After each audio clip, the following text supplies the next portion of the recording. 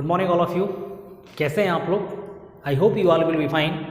And now this is the part 3 of chapter 8 atmosphere and class 7 social science.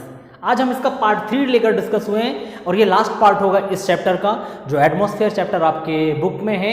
And now today we are going to study about atmospheric structure, कि atmospheric structure क्या क्या है। जो atmosphere हमारे surrounding areas पर है उस पर कौन कौन से स्ट्रक्चर्स ऐसे हैं, ठीक है, कि जिनके बारे में हम आज स्टडी करेंगे। तो सबसे पहले हमने यहाँ पर मेंशन किया है there are 5 types of atmospheric structure. Very first आप देखें ट्रोपोस्फेयर। ट्रोपोस्फेयर का मतलब होता है शोभ मंडल, ठीक है। मैं अभी इमेज दिखाऊंगा और इमेज के थ्रू आप समझते चलेंगे कि क्या होने वाला है इस पर, ठीक है। ट्रोपोस्फेयर क्षोभ मंडल। स्ट्रेटोस्फेयर का मतलब बेटा समताप मंडल, जहां पर टेम्परेचर कांस्टेंट बना होता है, ठीक है। मीजोस्फेयर ये मध्य मंडल है, यहां पर भी कुछ अलग कैरेक्टरिस्टिक्स होंगे। नाउ थर्मोस्फेयर ऊष्मा मंडल कहा जाता है इसको। एंड नाउ एक्सोस्फेयर का मतलब बाह्य मंडल, यानी सबसे बाहरी मंडल जो है अर्थ के ऊपर जो एटमॉस्फेयर है, ठीक है, वो एक्सोस्फेयर कहलाता है। और आप अपनी बुक पर देखेंगे, आपकी बुक सोशल साइंस, उस पर आपको मिल जाएगा ये, ठीक है। तो सबसे पहले हम देखते हैं कि एटमॉस्फेरिक स्ट्रक्चर में लिखा क्या है, ठीक है। तो देखिए आप लिखा है कि the changes in temperature at various altitude divided the atmosphere into 5 layers, ठीक है। अब एल्टीट्यूड का मतलब समझ लें, एक वर्ड यहां पर आया है एल्टीट्यूड, कि एल्टीट्यूड का मतलब क्या होता है कि जब आप कभी भी ज्योग्राफी पढ़ेंगे तो इस वर्ड का मतलब आपको पता होना चाहिए। एल्टीट्यूड का मतलब होता है बेटा समुद्र तल से ऊंचाई। जब कभी भी हम अर्थ के ऊपर की डिस्टेंस को मेजर करते हैं, जैसे हम देखते हैं, जैसे हम पढ़ते हैं कि जैसे हम हाईएस्ट पीक के बारे में पढ़ते हैं कि माउंट एवरेस्ट इतना ऊंचा है, इतने मीटर ऊंचा है, तो वो मीटर की जो लेंथ है वो हम कहाँ से मेजर करते हैं, तो उसको हम एल्टीट्यूड बोलते हैं। हिंदी में इसको समुद्र तल से ऊंचाई कहा जाता है, सी लेवल, ठीक है। एल्टीट्यूड का मतलब ही है सी लेवल। सी लेवल क्यों मेजर किया गया है बेटा? देखिए आप देखें अर्थ में कि भाई हर जगह पर अर्थ एक बराबर नहीं है, कहीं पर ऊंचे ऊंचे पर्वत हैं, कहीं पहाड़ है, कहीं गड्ढे हैं, तो मेजरमेंट करने में जब प्रॉब्लम्स ना आए, इसीलिए समुद्र तल से ऊंचाई मापी जाती है, कि समुद्र तल सी लेवल को एक ग्राउंड जीरो मीटर की लेंथ मानी जाती है, उसकी हाइट 0 मीटर से उसको क्या बोलते हैं कैलकुलेट किया जाता है। और जैसे जैसे हम उस जीरो लेवल से ऊपर जाएंगे, ठीक है, तो हम किसी भी चीज की हाइट को मेजर कर पाते हैं। इसलिए यहां पर बोला कि एल्टीट्यूड की जैसे जैसे हम अर्थ से ऊपर की तरफ जाते हैं, ये 5 लेयर्स हमको मिलते हैं, 5 स्फीयर्स हमको मिलते हैं, ठीक है। तो सबसे पहले आप देखें ये इमेज, मैं आपको इमेज दिखा रहा हूं कि इस इमेज पर आप देखिए कि 5 लेयर्स आपको दिख रहे हैं। यहां पर इमेज को केयरफुली वॉच करेंगे और मुझे सुनेंगे, और आपकी बुक्स आपके हाथ में होनी चाहिए, ठीक है। यहां पर लिखा होगा, देखिए फिगर नंबर 17 एटमॉस्फेरिक स्ट्रक्चर, ठीक है। तो सबसे पहले हम देखते हैं ट्रोपोस्फेयर, जिसको मैंने क्षोभ मंडल बताया, उस पर देखें कि it extend to a height of 8 kilometre at the pole and 18 kilometre on the equator, ठीक है। अब आपको एक लाइन दिख रही है, देखिए यहां से तिरछी लाइन दिख रही है, उस तरफ पोल है और इस तरफ इक्वेटर है, ठीक है। तो पोल में जो ट्रोपोस्फेयर की हाइट है वो 8 किलोमीटर तक की रहती है, और जब हम इक्वेटर में आते हैं बेटा तो ये हाइट 18 किलोमीटर तक बढ़ जाती है, ठीक है। Now dust particles and water vapour are found in this layer. All kind of weather phenomena like clouds, rainstorm etcetera are observe in this layer, ठीक है। अब यहाँ पर कुछ एटमॉस्फेरिक फिनोमिना की बात किया, ठीक है, कि डस्ट पार्टिकल्स भी यहाँ पर हैं, वाटर वेपर्स यहाँ पर फाउंड होते हैं, आपको छोटे छोटे बादल्स दिखाई दे रहे होंगे। एंड इन्होंने बोला कि all kind of weather phenomena, कि मौसम का जो फिनोमिना होता है वो भी, जैसे क्लाउड बादलों का आना, रेनस्टॉर्म बारिश का होना, ये सारे इसी लेयर के अंदर में होते हैं, ठीक है। And now all type of life form are found in this layer. The temperature falls as we gain height of altitudes, ठीक है। अब इन्होंने बोला कि लाइफ की पॉसिबिलिटीज के लिए जो भी वेदर चाहिए, जो भी कंडीशंस चाहिए, वो सब इसी स्पेयर में मिलती हैं। और इन्होंने बोला कि the temperature falls as we gain height और एल्टीट्यूड, कि जैसे जैसे हम एल्टीट्यूड में ऊपर की तरफ जाएंगे, आपको दिख रहा होगा कि जैसे जैसे हम ऊपर की तरफ जा रहे हैं, ठीक है, ऊपर की तरफ आप जाओगे तो 8 किलोमीटर, 50 किलोमीटर, 80 किलोमीटर, 400 किलोमीटर से मिल रहे हैं। तो इन्होंने बोला कि जब हम ट्रोपोस्फेयर की बात करते हैं, कि जैसे जैसे हम इस लेयर में ऊपर की तरफ जाते हैं, ठीक है, तो टेम्परेचर जो है वो फॉल होता है, यानी लिखा तो टेम्परेचर कितना कम होता है उसके बारे में है। तो यहाँ पर लिखा है, देखिए आप देखेंगे आपकी बुक में कि for every 165 metre height from the earth surface 1 degree Celsius temperature decrease and this layer is also known as the dynamic layer. ठीक है, कि जैसे जैसे हम 165 मीटर की हाइट में ऊपर की तरफ जाएंगे टेम्परेचर जो है बेटा 1 डिग्री सेल्सियस कम होता जाएगा। किस स्फीयर की बात कर रहे हैं हम? ट्रोपोस्फीयर की बात कर रहे हैं हम अभी, जो कि 8 से 18 किलोमीटर अबव ऊपर फैला हुआ है। मतलब 8 से 18 कैसे कि हम जब देखेंगे पोल की तरफ, तो पोल की तरफ ये 8 किलोमीटर हाइट तक है, और जबकि इक्वेटर की तरफ ये 18 किलोमीटर तक ऊंचाई तक ये स्फीयर पाए जाते हैं। एंड इन्होंने बोला कि ये डायनेमिक स्फीयर्स कहा जाता है, इसको डायनेमिक लेयर कहा जाता है। डायनेमिक लेयर का मतलब बेटा ये गतिशील लेयर है। ठीक है, यहाँ पर ऑल टाइम मूवमेंट्स होते रहते हैं। चलिए, नाउ द सेकंड है स्ट्रेटोस्फीयर, इसको हम समताप मंडल कहते हैं। मैंने स्टार्टिंग में इंट्रोडक्शन में बताया था कि टेम्परेचर यहाँ पर कांस्टेंट बना रहता है, इसलिए इसको समताप मंडल कहा जाता है। देखिए क्या लिखा है आपकी बुक के पेज नंबर 49 पर, देखेंगे आप लोग, है ना, उसमें लिखा है कि the second layer of the atmosphere is known as stratosphere.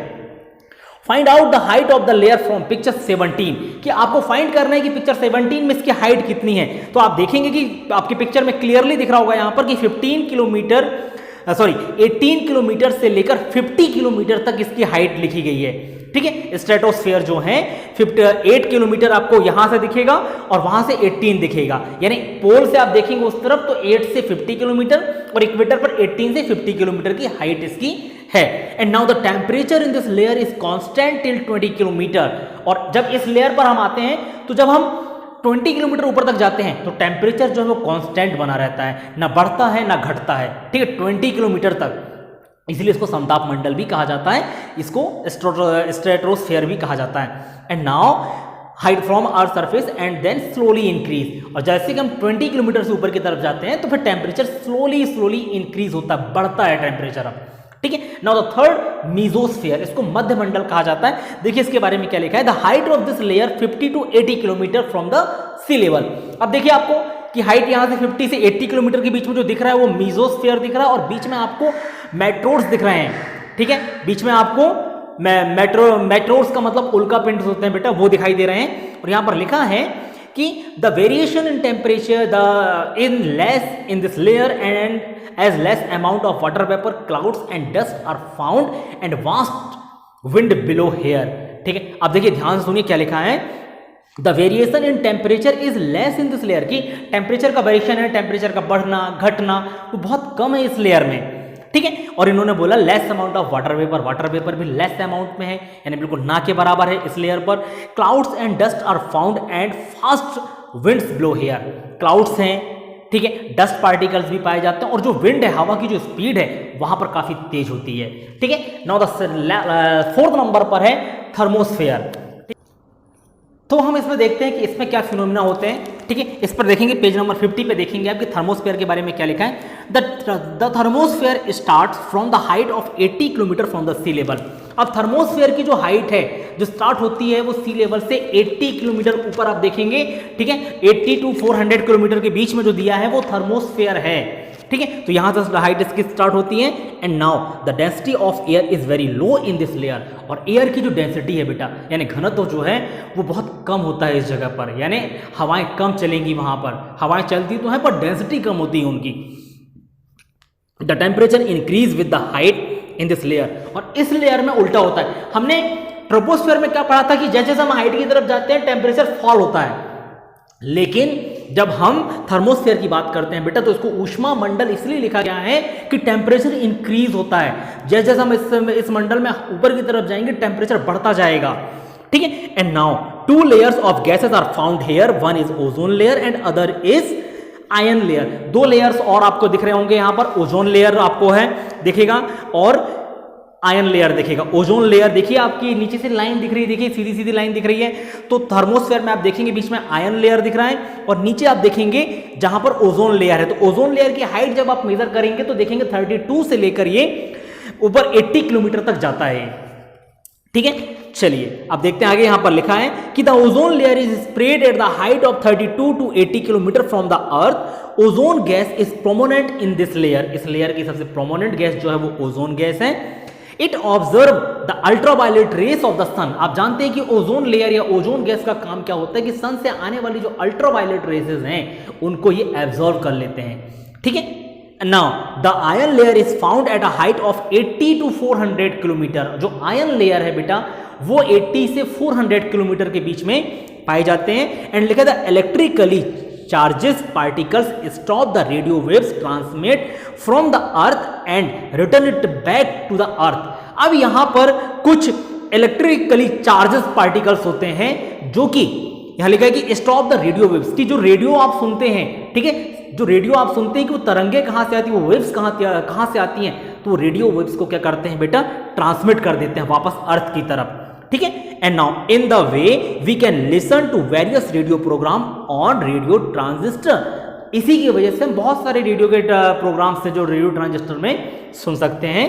The polar light is also visible due to this layer, ठीक है। जो पोलर लाइट है, ठीक है, तो पोलर लाइट भी इसी लेयर की वजह से दिखाई देती है हम लोगों को। एंड नाउ फिफ्थ एग्जोस्फेयर, जिसको हम बाह्यमंडल बोलते हैं, तो यहां पर कुछ नहीं है, खास नहीं लिखा है। एग्जोस्फेयर में आप देखेंगे कि this is the outer most layer of the atmosphere, the upper limit of this layer is uncertain, the density of air is also the least here, ठीक है। अब इन्होंने क्या कहा कि इसकी जो हाइट है वो अनसर्टेन है, ठीक है। यदि हम 400 किलोमीटर से ऊपर की तरफ यदि जाएं तो सबसे बाहरी का जो लेयर है वो एग्जोस्फेयर कहलाता है बेटा, और इसकी हाइट को मेजर कर पाना अनसर्टेन है कि कितने हाइट तक ये फैला हुआ है। और एयर की जो डेंसिटी है यहाँ पर बिल्कुल लीस्ट है, ठीक है, कि एयर है तो, लेकिन समझ में नहीं आ रहा कि एयर है या नहीं है। तो बेटा ये आपका चैप्टर यहाँ पर क्लोज हुआ। नेक्स्ट क्लास में हम इसके क्वेश्चन आंसर के साथ मिलेंगे आपसे। Thank you so much.